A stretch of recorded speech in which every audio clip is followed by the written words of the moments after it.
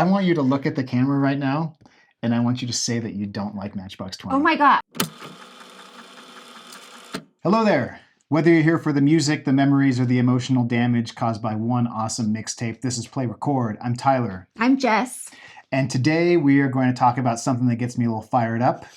That's cringy music. That's cheesy music. Music that you might have rolled your eyes at one point. We're going to talk about it because I don't want you to look at those songs like they're feral cats living outside your house. I want you to bring them into your house. I want you to let them live with you because they could become your best friends.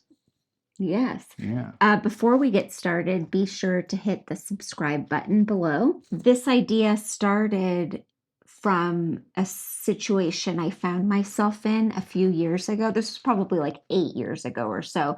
I was driving my mom's car and it had a tape deck and she had some like old tapes in the glove box. And so I was like, wow, I'm going to listen to a cassette tape because I can. Right. And so I was kind of rifling through the tapes that she had, and I found a mix that I had made years before. So I popped it in, and I can't even remember what like the first song was, but a Limp Bizkit song came on. It's the Limp Bizkit song, called Crushed, which was released in 99. And when I heard it, I felt overwhelming cringe.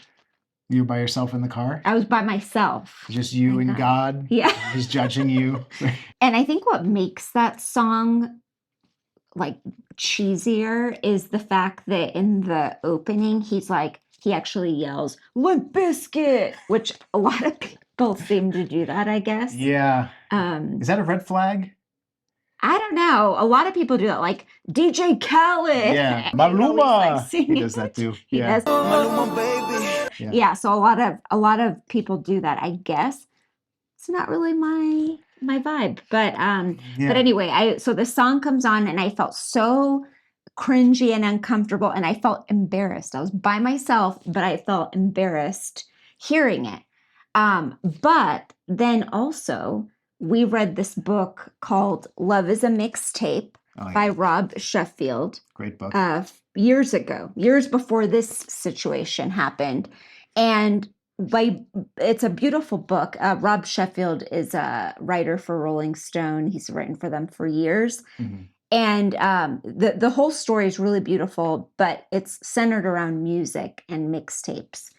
And one thing that I loved about it is that he so shamelessly put mixes together. Mm-hmm. He made mixes with like pop stars and then some really like obscure bands. It was just all over the place.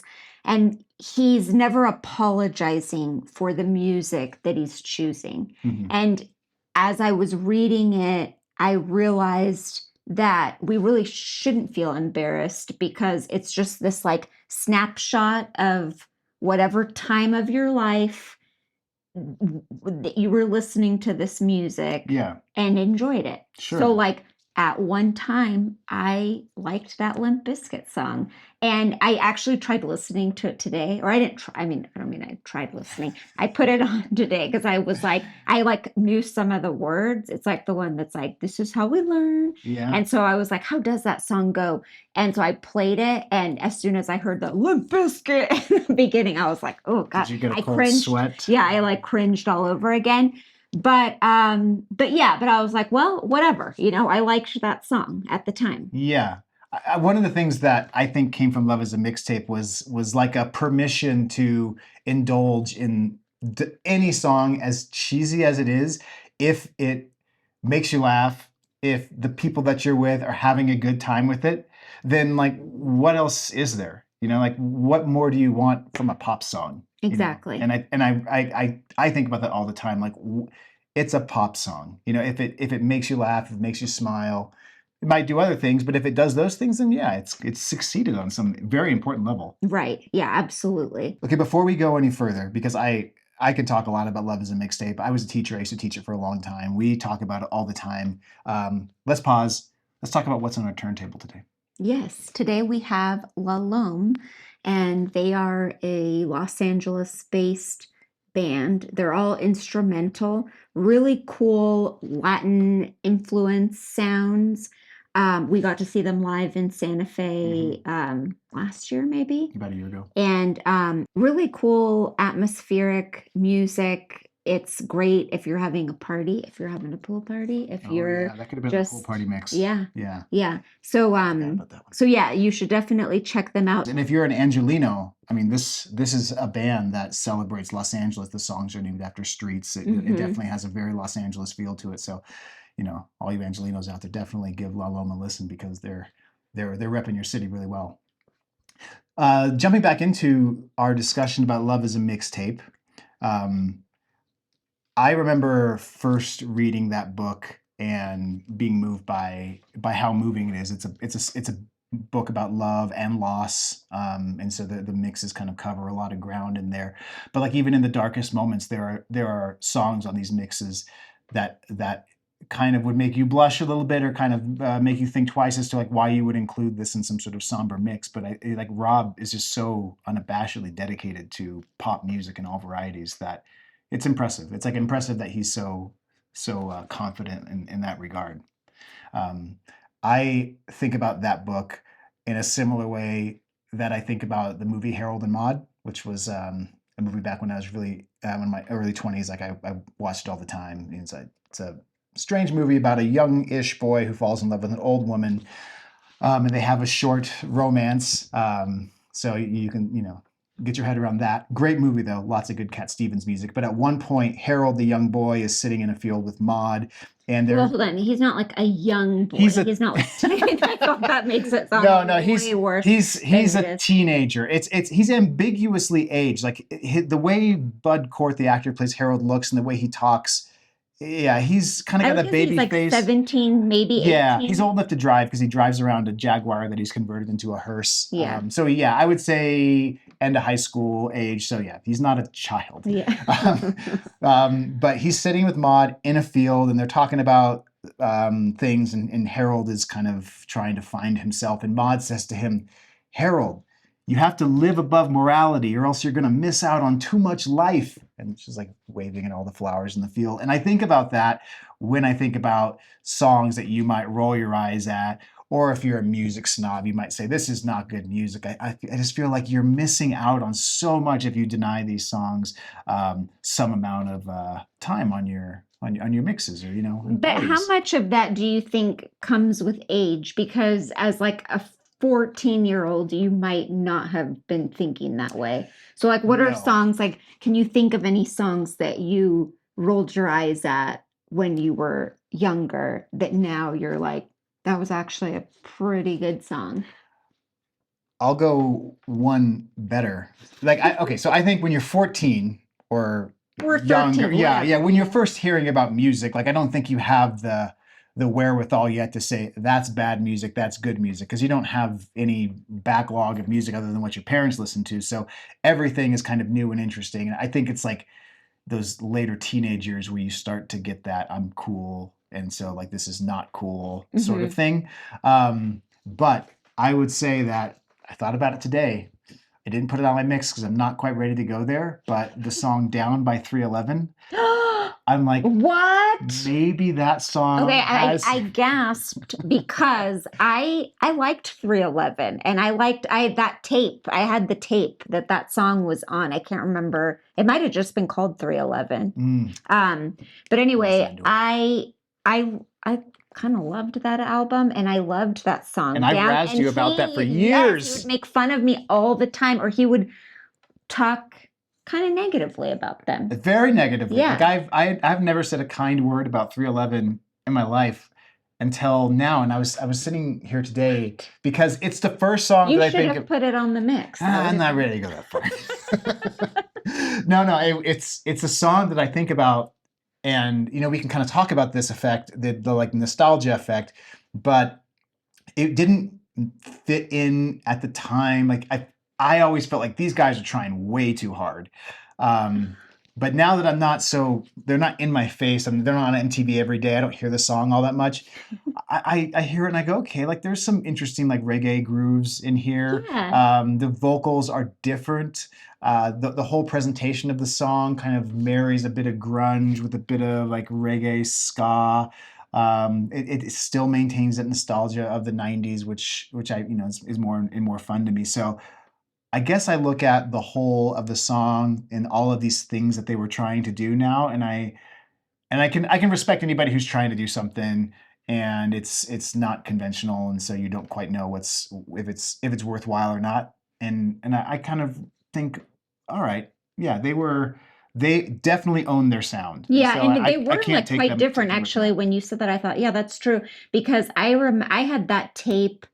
I bought that tape when I was in ninth grade. So that Mhm. would have been like 95 or 96. I worked at a retirement community as a waitress. And I Mhm. remember a couple friends at work where we would talk about the tape, or like at the end of the night, we'd put the tape on when we were cleaning up and stuff. So Yeah. that's like what I think of when I think of that song. Okay. Mhm. Yeah, yeah. I guess I just thought to myself, if that song came on the radio right now, what would I do? You would I turn it would up I and would dance listen. a I little would bit. listen to that You'd bob song. your head a Yeah. bit. And I think that's a really good litmus test when you think about like, cringy song, garbage, or like cringy song, I need to get over it because it's cool. Like if it came on the radio or if it played somehow, what would you do when it came on? And I think that kind of goes back to the ethos of just like don't be a music snob. You're gonna miss Yeah, so much but well, stuff. yeah, I guess like to like kids out there, if you're listening, Yeah. listen to that PSA time. advice. Yeah. Yeah. But I do think it's so hard when you're younger and you're concerned with what's cool, what's not cool, what's like gonna make you feel embarrassed if people know you like it. Yeah, it's hard. Yeah. Yeah. But yeah, I guess, yeah, to your point about like how hard it is to like admit anything that's not cool by Hmm. conventional standards, I would say that music and pop music specifically is a really good way to kind of like buck or like cast that monkey off your back, because most other people, like if you're like, shut up, man, I know you like this song too. If you look them dead in the eye and you really mean it, they're probably going to buckle and be like, yeah, But I maybe do not, like that because song. you were like pretty emphatic about not liking Nobody 311. forced me to confront it. Like maybe if I would have known you back then, maybe I would have. Or maybe if somebody would have been like, I need you to sit down on my floor right now in my bedroom. I'm going to hit play and we're going to talk about And why you're this gonna is like good. it. Yeah, Yeah. yeah. Huh. Because like that's the kind of thing that I would have responded to. And I know I had those situations where somebody's like, I need you to hear this and I need you to understand why it's great. And that to me, I was always like, all right, I'm down for this. Okay, so do you think that the term guilty pleasure as it relates to music Hmm. is a fair term, or do you feel now like we shouldn't have guilty pleasures? We should just listen to whatever we feel like listening to and like it? Or do you think there's like still, does that still creep in sometimes? I think the feeling creeps in. Like I would never say that any music I listened to was guilty pleasure music, but I think the feeling itself might happen. Yeah. Okay. Well, so I'll share. Okay. So as we're talking about guilty pleasures, Yeah. I think about Matchbox 20, but I feel like there's like I have to provide so much context when I say that, because Why? even when I say it, I'm like, oh, Matchbox 20. No offense if you're a Matchbox 20 fan. I've known Matchbox 20 fans, but oh yeah, okay, so And you're wearing. well, so I am ironically No, wearing, not yes, I am. sincerely. No, it's Sincerely. ironic. I'm What? wearing a Rob Thomas t-shirt that I got for $5 at a thrift store, and I saw it. And so I've had this running joke with my friend because like 20 years ago or something, I told her I kind of liked this one Matchbox 20 song. I don't even remember what the song is now. Mm-hmm. And so after that point, if like a Matchbox 20 song came on, or Rob Thomas, whatever, she'd be like, oh, it's your boyfriend. And I'd be like, oh my God, it was one song. That's such a 80s, 90s thing to say. Well, So, and so yeah. when I saw this shirt, I only got this like what, a couple of years ago or something, Yeah. maybe a year ago. Yeah. I took a picture of it and I sent it to her and I was like, oh, look at the shirt I just got. It was like a joke. And so now I like for today, I was like, I have to wear this shirt because we're talking about, this topic. Yeah. But I've worn this out once and I actually was like, oh my God, are people going to think I'm like sincerely a Matchbox Boy. 20 or Rob Thomas fan? Yeah. So I guess I do get wrapped up in that like feeling, a feeling a little bit embarrassed. Okay, we're gonna do something right here that I've never done before. Okay. If your 17-year-old self, when I said that I liked that song, yeah, no, I was probably like 25 or something. Oh, 25. When I was like, oh, I kind of like that. And then you got razzed for it. Yeah. If that Jessica could see this Jessica right now, would she be validated? No, she would. No, it was not about feeling validated. I think she would get the joke and be like, ha ha, that's awesome. Yeah. A joke. Yeah, it's because it's like a joke, It is. It's a joke. It's a joke.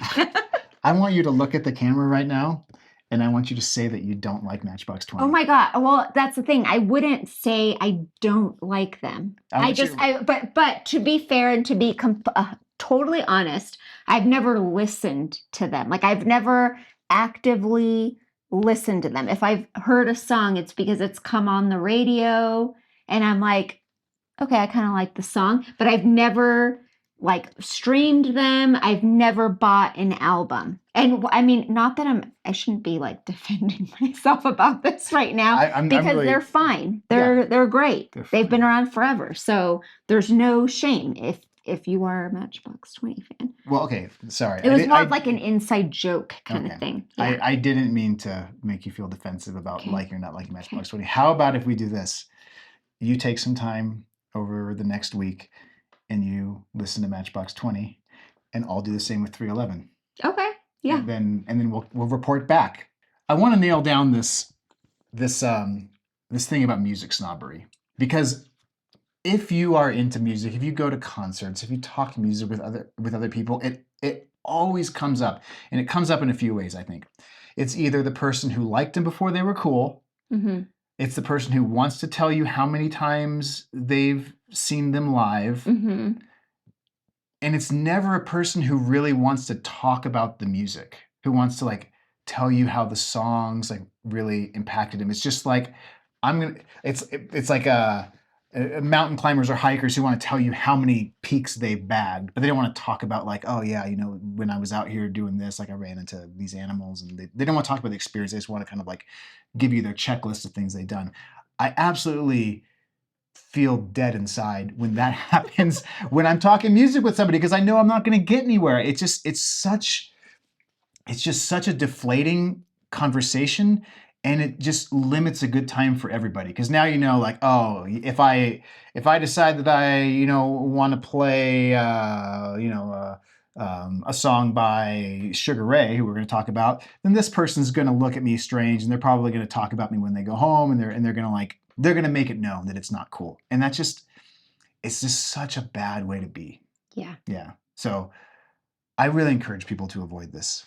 Take it all in. Have a good time. It's more fun for everybody if you are indulging in this kind of stuff. Okay. So you asked me about songs that I would have kind of thumbed my nose at when I was younger. Mm-hmm. Like, how about you? What were songs when you were younger that you loved to hate or that you thumbed your nose at? I would say some pop and then some country music. Like I actually remember, I'm not proud of this, okay? But I distinctly remember one time talking to someone in high school, and she was telling me that she was going to a Dixie Chicks concert or had just gone to a Dixie Chicks concert. And yeah, and when she said that, I was like, I don't do that. Like, that's not my thing, So I did thumb my nose at that. Yeah. And I never would today. This was probably when they only had that Fly record out. Mm-hmm. And that's a great record. And so I like that, my attitude had no basis whatsoever. Like I didn't know their music. I probably couldn't have named one song, not even that like Cowboy Take Me Away song that was on that album. Sure. So yeah, I think, and that just comes from being young and like being a music snob. Yeah. Yeah. Yeah. I guess it's hard not to be at some point, like going back to that whole need to define yourself as a kid. It would just be, it would be so much better if you didn't have to do that. If you could somehow free yourself of that need to define yourself by what you're not. And that goes like, that's much bigger than music, but I feel like music is a good avenue to confront that to some extent. Well, I think we've established that we shouldn't feel any kind of shame about what we like or what we consider good or entertaining. But that doesn't change that we still feel that way sometimes. It's fair to not like certain songs or think certain songs are cheesy or bad. Like I think there is absolutely a bad song. But I mean a song that you might not roll your windows down, like if you're driving in the car and this song is on and you want to turn it up because you like it, but you wouldn't want to roll your window down because you don't want anyone to know that you're listening to that song. Right. That's more like where I am. Yeah, I wonder what those songs, I'm trying to think of like what songs I wouldn't roll my window down and listen to now that don't have to do with like the song itself being kind of explicit. Yeah, like I put this song on called Get Out, Leave by JoJo, who was like a teenager at the time. And I actually like love that song. But I would feel embarrassed to roll my window down and be, blaring that song. Maybe because, I don't know, she was a teenager and... Kind of like Mbop by Hanson. These were like youngish kids. Yeah, that's a really interesting one because I would almost argue that song is objectively bad, but it's not. And it's really not. It's a song that in Love Is a Mixtape, he makes a point of saying, like, we like the song. And the guys, the boys, this band was Hanson. It was three brothers. And they had really great voices, actually. They have a great Christmas album, courtesy of your sister. Yeah. She introduced me to that a long time ago. We'll get to Christmas mixes. Yeah, of course. And maybe they'll be on it. Yeah. Yeah.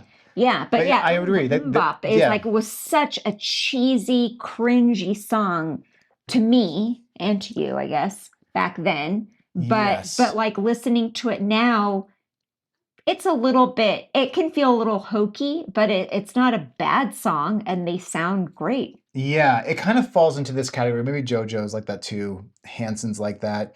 That Tiffany song, I think We're Alone Now, where it's that song, I don't know. I think that song was objectively good back when it came out. And I'm not saying it was objectively. I'm not saying it was a bad song. It's this like type of song that was written by somebody who was clearly quite young.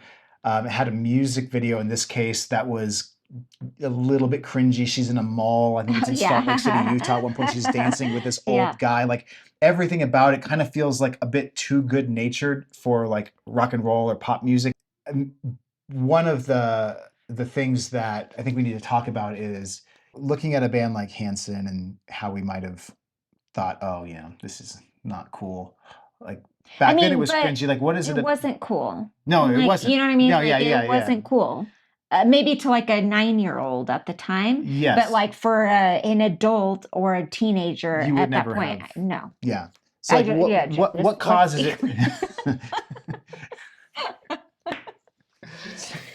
We don't want to lose our credibility here by saying we thought it was cool from the start. Yeah. So what takes that thing? I listened to Hanson before you thought it was cool. Maybe my message has been misguided here. We have a bunch of people out there talking about how cool they thought Hanson was before. Yeah. Oh my gosh. No. Okay. What gives those songs longevity? Like why are they songs that we would actually say this is great? Like give this your time. What is it about them?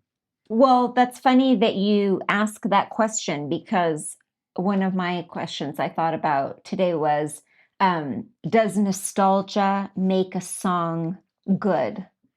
Yeah, I think for a lot of people, that's probably a positive thing. Yeah. I mean, unless you're somebody who just doesn't like to think about the past, and you're moving beyond that for whatever reason.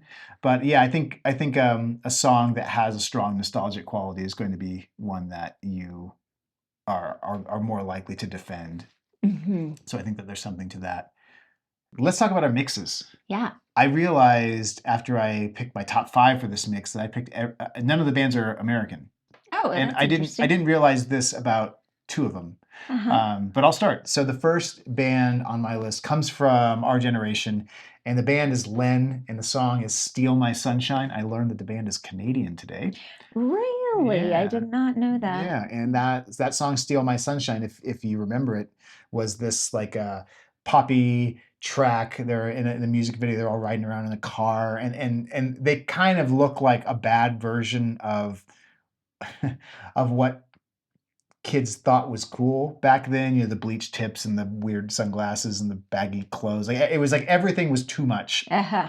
But the song holds up really well. It's such a fun summer song, and I learned that the lead singer heard a sample at a rave, and then like that led to the creation of the song, and he was trying to like capture the feeling of like being at that rave in this track, and then they kind of put together this like guy girl like back and forth like vocal track that Yeah. kind of like to mimic these like 80s synth pop tracks where you have a guy and a girl vocalist back and forth. But "Steal My Sunshine" is just a really fun track that is great, especially in the summertime. But a song that I probably would have cringed at back then, but now I'm like, yeah, there's nothing wrong with this. This makes me happy. I was lying on the grass of Sunday morning of last week, indulging in my self-defeat. Number 2, I loved this song when it came out.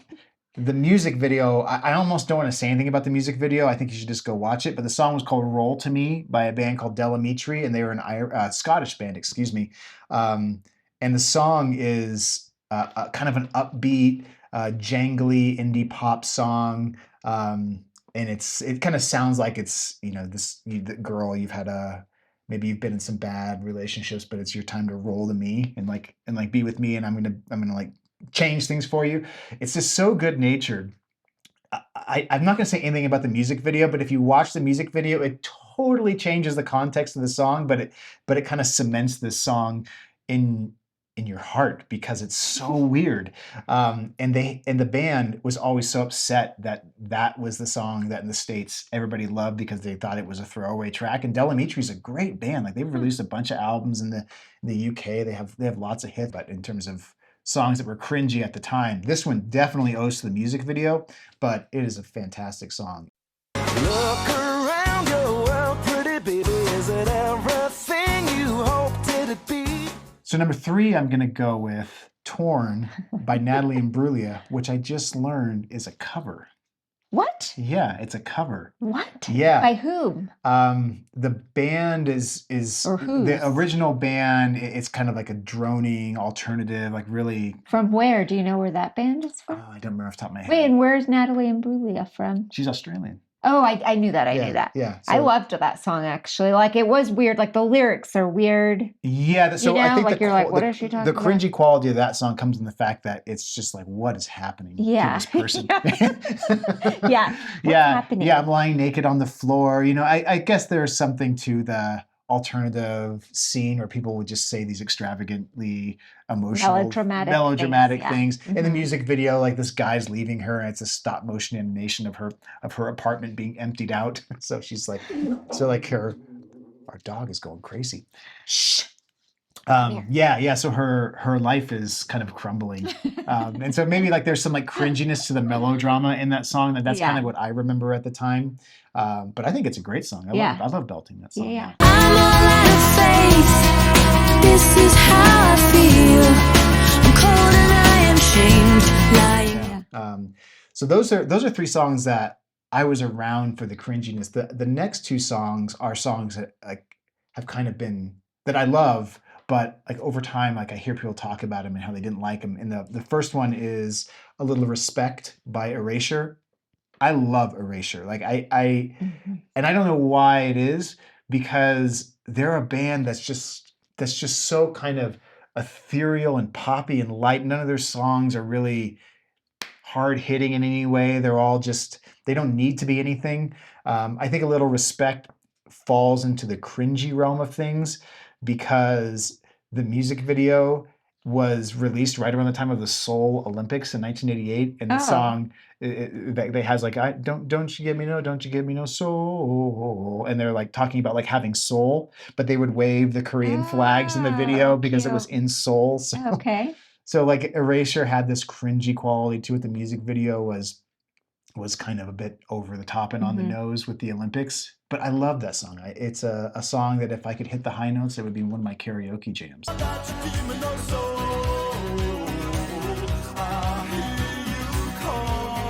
And the number 5 is In a Big Country. The band is Big Country, and the album was Big Country. If there was ever a band that knew that this was their one shot, like one hit wonder, was that like their one song? I I've don't know of never heard any of other them, song actually, so besides In a Big Country. okay. But like they were like all All in chips. on Yeah, in a yeah. Big Country. But Yeah. this song is amazing. It's anthemic. It's about, just like indulging in like the beauty of the country. They're talking about, the mountains. One of the elements of the chorus is like a lover's voice sets the mountainside on fire. Wait, so why is it cringe? Or what is cringe Just about because it's just I think in the States, so this is a Scottish band too. In the States, when it came here, it kind of didn't slot in really well with like hard rock music, heavy metal music. Didn't really fit in with New York scene, LA scene, and just didn't really have enough punch to it. it? Yeah. But I think looking back on that song, beautiful lyrics, and like one of the coolest things about it is that it has this guitar melody in the chorus, and they're a Scottish band, and they use the guitar to kind of simulate a bagpipe sound. So you have this really, really cool bagpipe sounding melody, but it comes from the guitar. It's such a fun song that I think kids at the time had a tendency to roll their eyes at because A, it wasn't American. They didn't look like super tough. And it kind of had a slightly different sound than what was cool. But yeah, I think In a Big Country by Big Country on Big Country is a great, Yeah. great song to give your time to. Like a lover's voice parts the mountainside. Stay alive. So my first track for the mix is Unwell by Matchbox 20. Kind of think I've already said too much about Matchbox 20. But I like this song. And the only reason I would say it's cringe is because I just would associate that kind of music. Like what even is that? Like easy listening pop? I mean, what indie that pop, genre- but maybe would have been what you would have said. Is it? back Yeah. then, yeah. Yeah. Yeah. It was an alternative station. I mean, we just called everything alternative. That was Yeah. Right. hip hop or rap. Yeah. or But yeah, it's just a good song. And I think I'm ready to listen and appreciate it. I'm not crazy, I'm just a little unwell. I know right now you can't tell. My Beautiful. next song is Miserable by Lit. And Lit is an example of what I was talking about earlier, in that they were this like seemingly alternative band, at least in appearances, but their music felt very well produced or overly produced to me at the time. The song Miserable, the video has Pamela Anderson in it. If you remember, she plays this giant woman and she eats them at the end, but she's just like laying there, and it's like the band's teeny tiny and they're like playing on her all over her body basically, and then she swallows them at the end. 90s. But that video is like very 90s in a different kind of way, I guess. But that song they had a couple like pretty good songs that were big and popular, but I think at the time I was resistant to the band and that kind of music because I thought it felt too pop or too mainstream. But Yeah. it's a good song. And so I think it also like lives in that, like, is it cringe? Is it not? Mm. World. You make me come. My next song is Fly by Sugar Ray. And Sugar Ray, they are an Orange County band from Newport Beach. And they also had a little bit of the look. They were a little more clean cut, but oh gosh, what was his name? Mark McGrath. Yeah, Mark McGrath, the lead singer, had the spiky, like, pomade hair He and kind of the became a bleach poster tips child a for that little look. bit. Yeah. Yeah. But like in the manicured way. Yeah, In the very I'm manicured. going to a bougie salon to have my tips Of course. frosted, not like my friend bleached my head in their dirty bathtub. Yeah. And, I just woke up like this, like a Right. very different And now you vibe. got to wait 6 months for it to grow out. Yeah. So this song Fly, it's fun. And I think there is this like cringe element because that's definitely a band where back then I would have been embarrassed to like have somebody get in my car if I had that CD playing. They're like, "What are you listening to?" I'd be like, "Oh, It sounds like you kind of felt about them the way I felt about 311, like they were trying a little bit too hard. To do yeah, the yeah, right maybe thing. so, yeah." All around the world, statues crumble for me. Who knows how long I've loved you? And then my next song is I'm Too Sexy by Right Said Fred. It was such a ridiculous song. I think So even as a child, I knew it was a silly song. It probably because it said sexy that I was like, oh my God. And he's talking about himself. Yeah. But it's a really catchy song. It's funny kind of, but it has a really good beat and rhythm. And I think like now if it came on, I'd be like, oh yeah.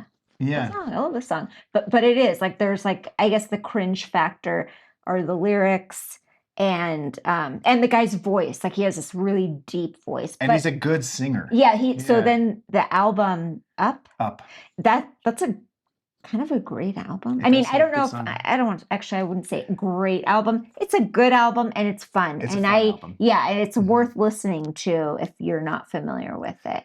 Yeah, maybe Right Said Fred is like he's so beyond the pale that Yeah. it's not even worth it to Yeah. like be upset because the guy clearly is trying to do something Yeah. very over the top. I'm too sexy for my shirt. Too sexy for my shirt. So sexy it hurts. Yeah, and then lastly, I already mentioned this song, but Get Out, Leave by JoJo. And she was a teen when this song came out.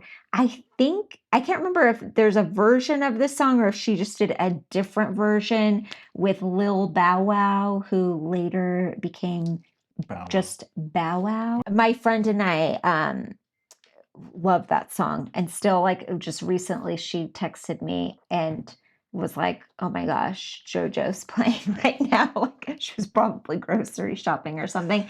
So the cringe element is that it did seem like she was like a teenager and she was never quite like definitely not at like a Britney Spears or Christina Aguilera level, but she was, I think, coming up right around that time Mhm. when those like early aughts, like pop stars were just really growing. Yeah. And she was not there. And so maybe and I feel maybe that seems unfair, but Maybe I think there was it's just something about it seeming a little bit like cheesy. like maybe it goes back to that like she showed up a little bit after these other people and so like it had already kind of been Yeah. done and then there's another person Yeah, maybe doing the same so. thing. Yeah. Yeah. But it's a good song and I still get excited. Like if I was out or if I were out and that song came on, I'd be like, oh my gosh.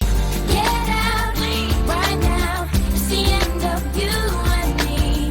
It's too late now. I can't wait for you. So you're gonna take a bit of a an excursion into the Matchbox 20 world. I'm going to take a bit of an excursion into the world of 311, and we will report back. Let's talk about our musical excursions from the past week. Yeah, so I learned about this really cool website and app from a buddy of mine, and it's called Rover, and it's a internet radio station. It's a couple things. And we're not like sponsored by them. not I feel like sponsored. that as soon as you said that. No, Let me we have tell you no about affiliation. this internet radio. So I was like, This just to be newfangled clear, internet. Yeah. Yeah, we have no affiliation with these people, but my buddy mentioned them to me. They have a website, they have an app, and they have a music store. And this store has created the radio station, and they've like cultivated these DJs from like live DJ scenes around the world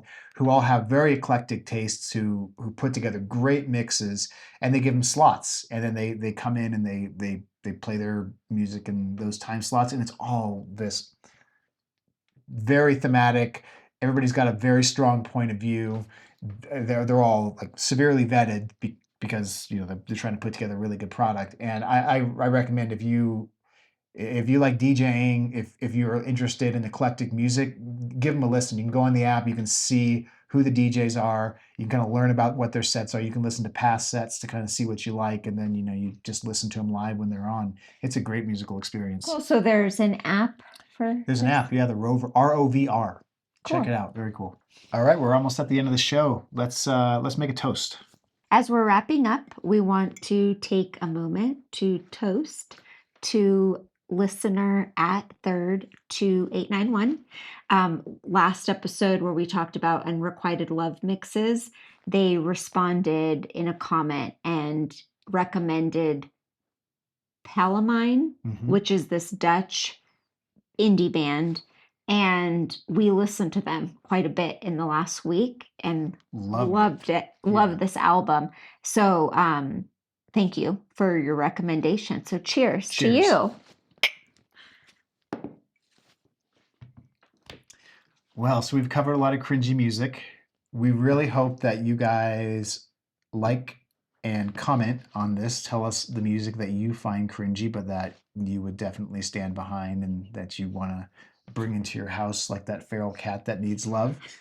And put it in our comments. We'll have our mixtape for you down there as well. You can find us on our socials, and you can listen to our podcast on Apple Podcasts or wherever you get your podcast connections. Yeah, and if you're a Matchbox 20 fan, tell me which album or song I should start with. All right. Thank you. Thank you. Until next time.